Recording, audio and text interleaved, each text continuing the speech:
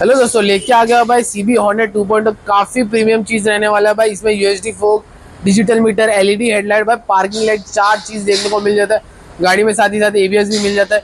Details Lento, baila lento, lento, lento, lento, baila lento, baila lento, baila lento, baila lento, lento, baila lento। की बात करें तो 2020 की Honda CB hornet 2.0 रहने वाली है। फर्स्ट ओनर गाड़ी रहने वाली। किलोमीटर भी 15,000 किलोमीटर जेन्युइन किलोमीटर गाड़ी चली हुई है। टायर्स दोनों नए रहने वाले। OG बॉडी रहने वाला है।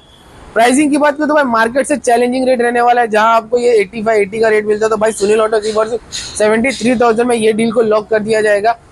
अगर इतना भी नहीं हो रहा तो जेब में पड़े 15,000 तो डाउन पेमेंट भी कर सकते हो आप। पैन कार्ड, आधार कार्ड, लाइट भी 30 कैरी करो, 750 सिविल रखो, 2 से 3 घंटे में लोन करा देंगे। विजिट करो सुनील ऑटो, जो कि लोकेटेड है मेरा road east, golden circle near Balaji hospital. जो नंबर पर कॉन्टैक्ट कीजिए। ऐसे न्यू वीडियो के लिए सुनील ऑटो पेज को फॉलो कीजिए। Thank you. जय हिंद, जय महाराष्ट्र।